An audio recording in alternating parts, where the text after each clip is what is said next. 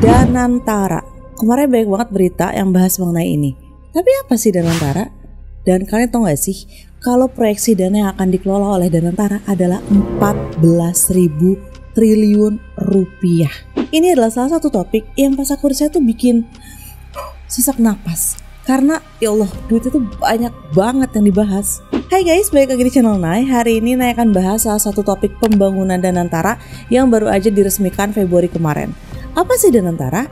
Apa tujuan pembangunannya dan berapa dana yang akan dikelola oleh Danantara? Kalau kalian suka pembahasan semacam ini, kalian bisa langsung subscribe di channel Nay karena Nay akan update tiap minggu bawain kasus-kasus menarik kayak gini dan ada juga kisah horor. Jangan lupa di like dan share biar Nay makin semangat bikin videonya. Nah, disclaimer dulu, mohon maaf, Nay hari ini sama sekali nggak make up, cuma pakai lipstick aja karena it's 3 AM in the morning and I decided to record this video. Jadi langsung aja, mari kita mulai. Pada 24 Februari 2025, pemerintah Indonesia resmi meluncurkan Danantara atau Badan Pengelola Investasi Daya Anagata Nusantara. Lembaga ini dibentuk sebagai Sovereign Wealth Fund atau SWF yang bertujuan mengelola aset negara dengan lebih efektif dan menguntungkan. Gagasan pembentukan Danantara sebenarnya berakar dari pemikiran ekonom Sumitro Joyo Hadikusumo sekitar 40 tahun lalu yang melihat perlunya lembaga profesional untuk mengelola aset negara demi mendukung pembangunan ekonomi. Ide ini baru terrealisasi pada 2025 di bawah pemerintahan Presiden Prabowo Subianto yang juga merupakan putra dari Sumitro Joyo Hadikusumo. Inspirasi Danantara berasal dari model yang sukses diterapkan di negara lain seperti Temasek Holding di Singapura dan Government Pension Fund Global di Norwegia. Tujuannya adalah membuat aset negara lebih produktif dengan investasi strategis di berbagai sektor unggulan. SWF itu apa sih sebenarnya? Aku akan jelasin sedikit tentang si SWF ya. Jadi Sovereign Wealth Fund atau SWF atau dana kekayaan negara adalah dana investasi milik pemerintah yang dikelola secara profesional untuk meningkatkan nilai aset negara dan mendukung kebijakan ekonomi jangka panjang. SWF biasanya berasal dari surplus anggaran negara, pendapatan ekspor sumber daya alam, atau cadangan devisa yang dikelola untuk menghasilkan keuntungan yang berkelanjutan. Nah, fungsi utama SWF adalah untuk investasi jangka panjang, yang mana biasanya SWF digunakan untuk berinvestasi di sektor strategis seperti infrastruktur, teknologi, dan energi. Digunakan juga untuk diversifikasi pendapatan agar mengurangi ketergantungan negara pada sektor tertentu. Misalnya, biar kita nggak terlalu bergantung dengan minyak dan gas, kita mengalokasikan dana ke berbagai investasi global. Selain itu, SWF dapat membantu negara menghadapi krisis ekonomi dengan menyediakan cadangan keuangan. Dan yang terakhir, dapat meningkatkan keuntungan aset negara. Beberapa contoh SWF terbesar di dunia antara lain yang pertama ada Norwegian Government Pension Fund Global di Norwegia dengan dana yang dikelola itu sekitar 1,4 triliun US dollar. Lalu ada China Investment Corporation yang mengelola dana 1,35 triliun US dollar. Lalu ada Abu Dhabi Investment Authority atau UEA yang mengelola dana 850 miliar US dollar. Dan ada Temasek Holding dari Singapura yang mengelola dana 500 miliar US dollar. Nah, supaya kalian kebayang ya, SWF ini kalau dikelola dengan baik bisa sangat menguntungkan negara. Misalnya aja di Norwegia Government Pension Fund Global atau GPFG yang berhasil meraup keuntungan sekitar 143 miliar US dollar atau sekitar 2.200 triliun rupiah pada tahun 2023. Nah, GPFG atau Government Pension Fund Global adalah SWF terbesar di dunia yang dikelola oleh Norges Bank Investment Management atau NBIM di Norwegia. Dana ini mulai dibentuk pada 1990-an menggunakan pendapatan dari ekspor minyak dan gas Norwegia. Tujuannya adalah menyimpan dan mengembangkan kekayaan negara untuk generasi mendatang, terutama setelah cadangan minyak habis. Saat ini GPFG mengelola lebih dari 1,4 triliun US dollar atau sekitar 22.400 triliun yang menjadikan Norwegia menjadi negara dengan dana SWF terbesar. Dana ini diinvestasikan ke lebih dari 9.000 perusahaan di 70 negara, termasuk saham perusahaan besar seperti Apple, Microsoft, dan Tesla, serta properti dan obligasi. Keunggulan GPFG adalah transparansi dan pengelolaan profesionalnya di mana mereka hanya menggunakan hasil investasi dan tidak menyentuh modal pokoknya sehingga dana ini terus berkembang tanpa menggerus aset utama. Mereka juga memiliki larangan untuk berinvestasi di perusahaan yang terlibat dalam korupsi, perang, atau perusakan lingkungan. Selain Norwegia, negara tetangga kita Singapura juga memiliki salah satu SWF paling sukses di dunia yaitu Temasek Holding yang didirikan pada tahun 1974. Awalnya Temasek ini dibentuk untuk mengelola aset BUMN Singapura, tetapi tapi sekarang berkembang menjadi perusahaan investasi global. Saat ini Temasek mengelola lebih dari 500 miliar US dollar atau sekitar 8.000 triliun rupiah dengan investasi tersebar di berbagai sektor seperti teknologi, kesehatan, energi, keuangan, dan infrastruktur di lebih dari 50 negara. Mereka memiliki saham di perusahaan besar seperti Alibaba, DBS Bank, Gojek, dan Astra International. Pada tahun 2023, Temasek mencatat keuntungan sekitar 27 miliar US dollar atau 432 triliun rupiah. Keunggulan Temasek adalah manajemen yang profesional tanpa campur tangan politik dan independen, jadi dia tidak bergantung pada APBN. Tapi ada juga beberapa negara yang gagal mengelola SWF-nya dengan baik. Salah satunya negara tetangga kita lagi yaitu Malaysia dengan One Malaysia Development Berhad atau 1MDB. Nah, 1MDB ini adalah SWF milik pemerintah Malaysia yang didirikan pada tahun 2009 di bawah kepemimpinan Perdana Menteri Najib Razak. Awalnya 1MDB bertujuan untuk menarik investasi dan mendorong pembangunan ekonomi Malaysia, terutama di sektor energi, real estate, dan infrastruktur. Namun, dana ini justru menjadi skandal korupsi terbesar di Malaysia, di mana lebih dari 4,5 miliar US dollar atau sekitar 70 triliun rupiah diselewengkan ke rekening pribadi pejabat tinggi termasuk Najib Razak. Uang yang seharusnya digunakan untuk investasi malah dipakai untuk beli properti mewah, perhiasan, lukisan mahal, dan bahkan mendanai film Hollywood The Wolf of Wall Street. Akibatnya, 1MDB mengalami kerugian besar dan terlilit hutang hingga puluhan miliar dolar yang akhirnya menjadi beban keuangan bagi negara. Pada 2018, skandal ini terungkap secara luas dan Najib Razak divonis 12 tahun penjara karena terlibat dalam korupsi ini. Selain itu ada juga SWF dari Libya yaitu Libyan Investment Authority atau LIA yang didirikan pada 2006 untuk mengelola pendapatan negara dari minyak dan gas. Saat awal berdiri, LIA mengelola dana sekitar 67 miliar US dollar atau sekitar 1.070 triliun yang diinvestasikan dalam berbagai aset seperti real estate, saham, obligasi, dan bank internasional. Namun setelah kejatuhan Muammar Gaddafi pada tahun 2011, dana LIA menjadi kacau akibat perang saudara, sanksi internasional, dan dugaan korupsi. Jumlah besar aset LIA dibukukan oleh negara-negara barat karena dugaan penyalahgunaan dana oleh elit politik Libya. Diperkirakan miliaran dolar raib akibat korupsi dan mismanagement dengan banyak investasi yang gagal atau hilang tanpa kejelasan. Hingga kini LIA masih berusaha memulihkan asetnya, tetapi ketidakstabilan politik dan konflik internal membuat pemulihan dana menjadi sulit. Nah, dari beberapa contoh di atas, kita bisa lihat apabila Danantara nantinya dikelola dengan baik, maka bisa memberikan keuntungan yang besar ke negara. Tetapi apabila tidak nih ya, ini bisa jadi salah satu lahan korupsi yang besar. Nah, sekarang kita akan balik bahas mengenai fungsi dan tujuan Danantara. Danantara ini nggak sekedar menyimpan aset negara, tapi juga mengembangkan dan menginvestasikan dana untuk keuntungan jangka panjang. Tujuan utamanya adalah menghasilkan pendapatan tambahan guna membiayai pembangunan nasional dan mengurangi ketergantungan pada anggaran pendapatan dan belanja negara atau APBN. Beberapa tujuan utamanya adalah 1. Mengoptimalkan aset negara agar lebih efisien dan bernilai tinggi. 2. Menarik investasi asing dengan menawarkan proyek yang menjanjikan. 3. Mengurangi beban APBN dengan menciptakan sumber pemasukan lain. Dan 4. Mendorong pertumbuhan ekonomi nasional melalui investasi yang strategis. Beberapa sektor yang menjadi fokus investasi Danantara meliputi hilirisasi sumber daya alam seperti nikel, boksit, dan tembaga, pengembangan kecerdasan buatan atau AI dan juga pusat data, energi terbarukan seperti pembangunan pembangkit listrik tenaga nuklir, dan produksi pangan dan perikanan untuk meningkatkan ketahanan pangan nasional. Nah, berapa sih dana yang dikelola sama Danantara? Pada tahap awal, Danantara ini menerima modal awal sebesar 1.000 triliun atau sekitar 61 miliar US dollar, dan modal awal Danantara ini berasal dari penyertaan modal negara atau PMN serta aset-aset BUMN yang dialihkan ke dalam manajemen Danantara. PMN ini gampangnya suntikan modal gitu ya. Nah, angka 1.000 triliun ini ditetapkan berdasarkan total gabungan modal dari seluruh BUMN pada tahun 2023 yang mencapai 1.135 triliun rupiah. Dalam operasional penuhnya, Danantara diproyeksikan akan mengelola aset senilai 14.670 triliun rupiah atau sekitar 900 miliar US dollar yang merupakan gabungan total aset dari 7 BUMN besar yang kini berada di bawah pengelolaan Danantara. 7 BUMN tersebut meliputi Bank Mandiri, BRI, BNI, Pertamina, PLN, Telkom, dan Main ID atau holding industri pertambangan. Nah, dengan total aset yang dikelola mencapai 14.670 triliun rupiah, ini proyeksinya ya, Danantara diperkirakan akan menjadi salah satu dana kekayaan negara terbesar di dunia. Nah, gimana sih Danantara ini bekerja?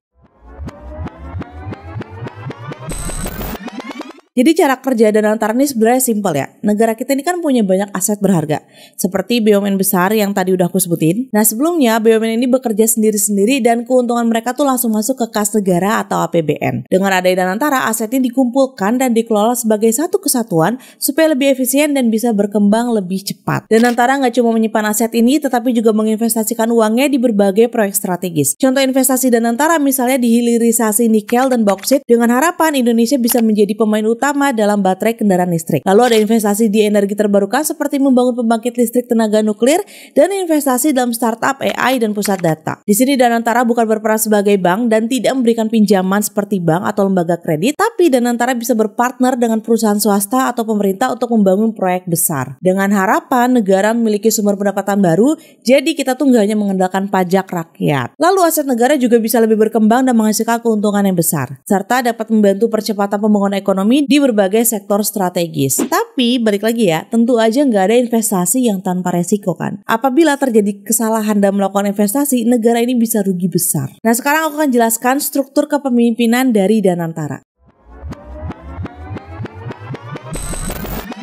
Danantara akan berada di bawah pengawasan langsung Presiden Indonesia dan memiliki struktur organisasi yang terdiri dari beberapa bagian. Yang pertama ada Dewan Penasihat, yaitu mantan Presiden Susilo Bambang Yudhoyono dan Joko Widodo. Ada juga Dewan Pengawas yang diketuai oleh Menteri BUMN Erick Thohir dan Wakil Ketua Mulyaman Hadad. Lalu anggotanya ada Menteri Keuangan Sri Mulyani Indrawati dan tokoh internasional seperti Tony Blair yang merupakan mantan Perdana Menteri Inggris periode 1997 sampai 2007 dan Ray Dalio yang mendirikan Bridgewater Associates, salah satu hedge fund terbesar di dunia dan dikenal sebagai ahli investasi global. Lalu ada badan pelaksana yang dipimpin oleh CEO Rosan Ruslani. Beliau ini adalah pengusaha yang aktif di berbagai organisasi bisnis, termasuk menjabat sebagai Ketua Kamar Dagang dan Industri atau Kadin Indonesia periode 2015 sampai 2021. Selanjutnya ada Pandu Patria Syahrir sebagai Chief Investment Officer, di mana Pandu Syahrir adalah Managing Partner di Indis Capital dan Founding Partner di AC Ventures. Ia juga menjabat sebagai Wakil Direktur Utama PT TBS Energi. Dan yang terakhir ada Doni Oskaria sebagai Chief Operating Officer. Doni Oskaria ini memiliki pengalaman luas di sektor pariwisata dan perhotelan. Sebelum bergabung dengan Danantara, ia menjabat sebagai Direktur Utama PT Hotel Indonesia Natur Persero yang memiliki peran penting dalam pengembangan destinasi wisata Indonesia. Nah, meski dipimpin oleh tokoh-tokoh berpengalaman, beberapa nama dalam kepengurusan sempat menuai kritik terkait rekam jejak mereka dalam berbagai isu ekonomi dan keuangan di masa sebelumnya. Beberapa tokoh tersebut antara lain yang pertama ada Burhanuddin Abdullah sebagai Ketua Tim Pakar dan inisiator Danantara. Beliau adalah mantan Gubernur Bank Indonesia yang merupakan salah satu inisiator utama pembentukan Danantara. Beliau berperan penting dalam merancang konsep super holding untuk BUMN guna meningkatkan investasi di Indonesia. Tapi Burhanuddin pernah terlibat kasus korupsi aliran dana BI ke DPR sebesar 100 miliar rupiah. Dan Burhanuddin divonis 5 tahun penjara pada tahun 2008. Buat kalian yang merasa ya, 100 M doang, Nay. Akhir-akhir ini kan korupsi udah tetean. Jangan salah dulu guys. 100 M ini tuh di tahun 2008. Dimana saat itu harga emas per 1 gram itu cuma 250.000. Kalau sekarang emas kan udah hampir 1,8 juta. Jadi itu sendiri. Tokoh berikutnya adalah Mulyaman Darmansyah Hadad yang awalnya ditunjuk sebagai CEO Danantara pada Oktober 2024. Namun pada Februari 2025 terjadi restrukturisasi organisasi di mana Rosan Ruslani akhirnya diangkat sebagai CEO Danantara dan Mulyaman Hadad dialihkan menjadi Wakil Ketua Dewan Pengawas. Nah, beliau ini adalah mantan Ketua Dewan Komisioner Otoritas Jasa Keuangan atau OJK periode 2012 sampai 2017. Sedikit latar belakang beliau nih ya, meskipun dia tuh nggak pernah dinyatakan bersalah, Mulyaman ini pernah diperiksa oleh KPK terkait skandal Bank Senturi. Selain itu, saat beliau menjabat sebagai Ketua OJK, terjadi kasus Jiwasraya, mungkin yang masih ingat ya, yang saat itu merugikan negara hingga triliunan rupiah yang dianggap sebagai kegagalan pengawasan. Nah, tentu saja pemilihan individu-individu dengan latar belakang kontroversial ini menimbulkan kekhawatiran mengenai integritas dan profesionalisme pengelolaan Danantara. Pengamat politik Deddy Kurniasyah mengkritisi keputusan ini dengan menyatakan bahwa sosok yang tidak berintegritas dan memiliki rekam jejak kasus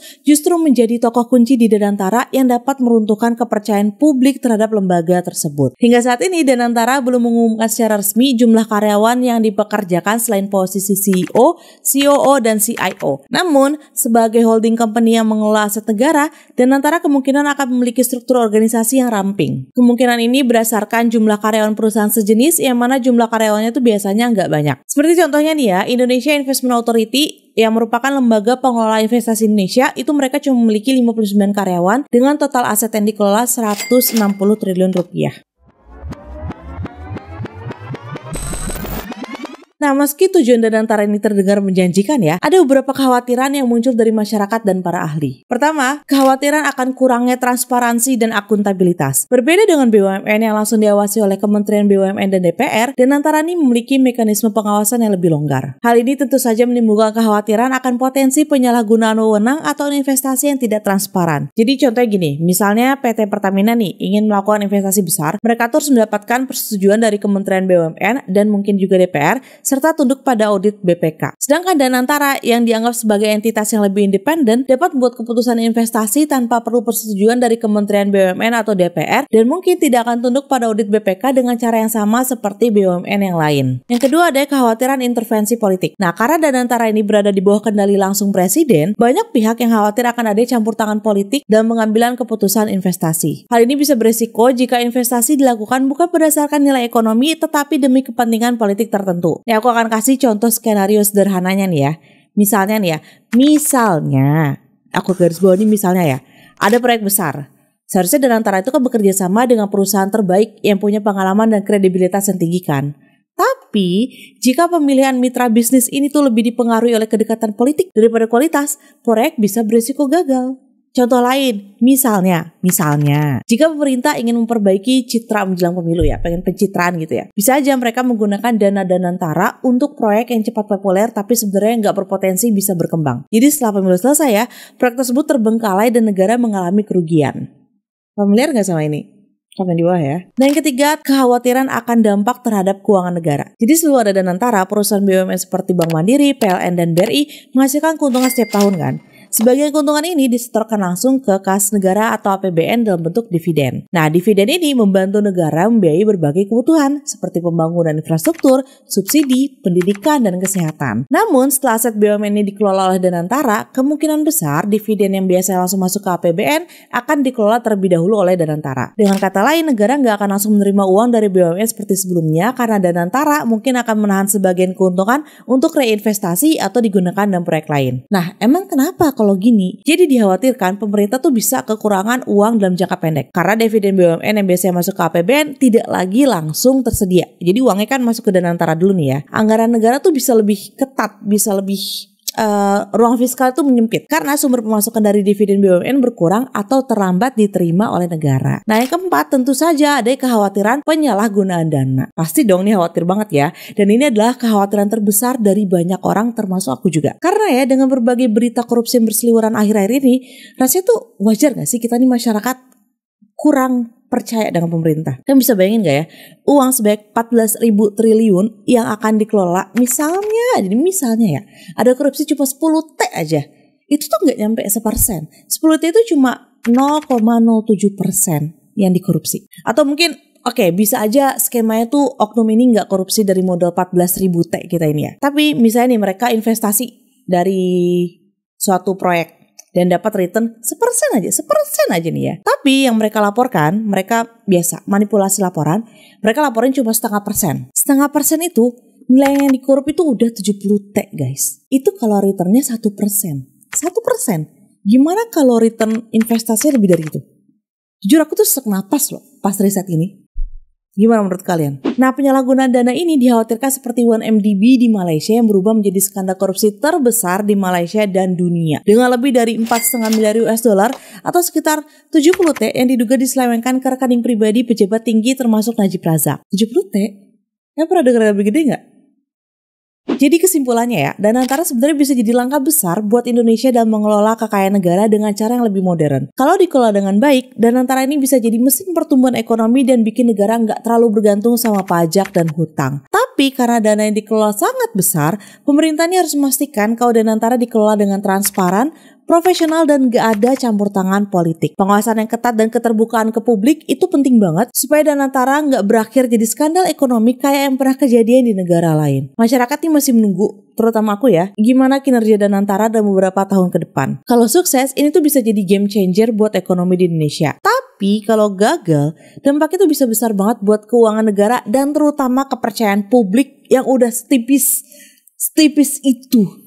Jadi kita harus terus pantau gimana Danantara dijalankan. Harapannya ini bisa jadi awal baru dalam pengelolaan aset negara yang lebih efisien dan benar-benar menguntungkan rakyat Indonesia. Itu dia video yang bikin deg-degan. Jadi gimana pendapat kalian tentang video hari ini? Apakah kalian positive thinking nih dengan pembangunan Danantara? Atau kalian salah satu yang skeptis dengan Danantara? Tulis komentar kalian di bawah karena aku mau dengar pendapat kalian semua. Kalau ada info lain belum aku sampaikan atau kalian ada request untuk next video, bisa banget tulis di bawah atau DM IG ku @nadiaramatin atau TikTok @diceritain.9. Sekian video hari ini, semoga kalian suka dengan cara Nay menyampaikan ceritanya, menyampaikan topiknya. Jangan lupa subscribe biar Nay makin semangat bikin video, dan sampai ketemu lagi minggu depan. Bye bye. Tunggu. Last but not least, thank you so much buat yang udah subscribe karena udah 1000 subscriber sekarang. Subscribe ya guys biar Nay makin semangat. Dadah.